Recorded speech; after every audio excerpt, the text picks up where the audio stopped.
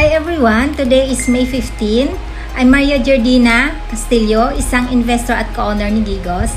By the way, today mag-harvest po tayo ng Gico Coin. Ano nga ba ang Gico Coin? Si Gico Coin, ito ay ang cryptocurrency ni Gigos. Way back 2021, nag-start lang ito ng 10 euro.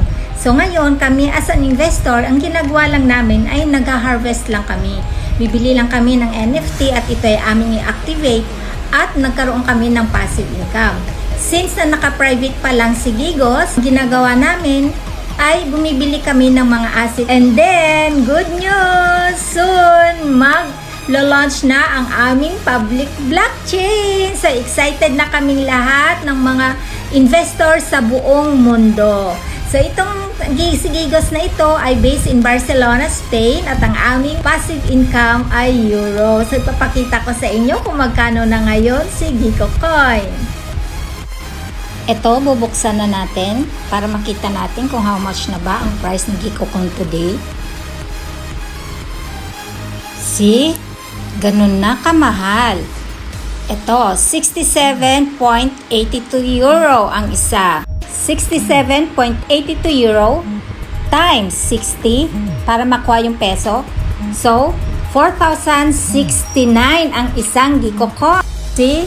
Ang bilis ng pagtaas ng kanyang price. Kaya kami, habang naka-private pa lang, ay bumibili kami ng mga asset ni Gigos.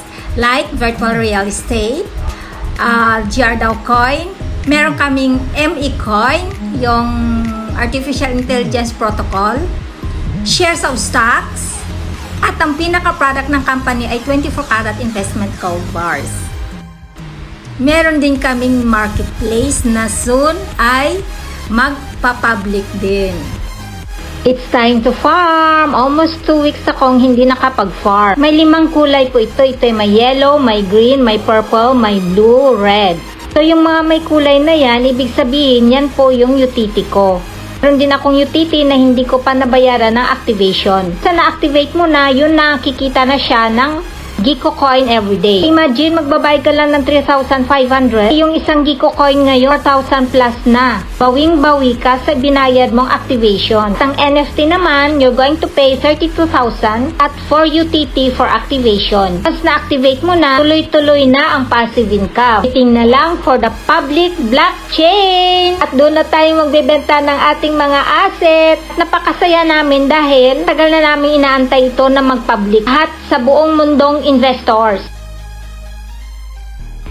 Ang maganda dito, pili ka lang kung ano ang gustong mong padamihin. Kung gusto mo ng shares of stocks, gold bars, NFTs, virtual real estate, GRDAO coin, ME coin, at marami pang iba. Tapos na ako mag-farming, it's time na i-total na natin kung ilan na bang Gico Coin ang na-farm natin at how much na ba in euro at sa peso ang kanyang halaga. So, ito na in euro at ito na rin sa baba in peso.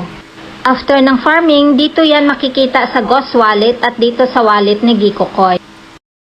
Ganito lang kadali magkaroon ng passive income kay Gigos.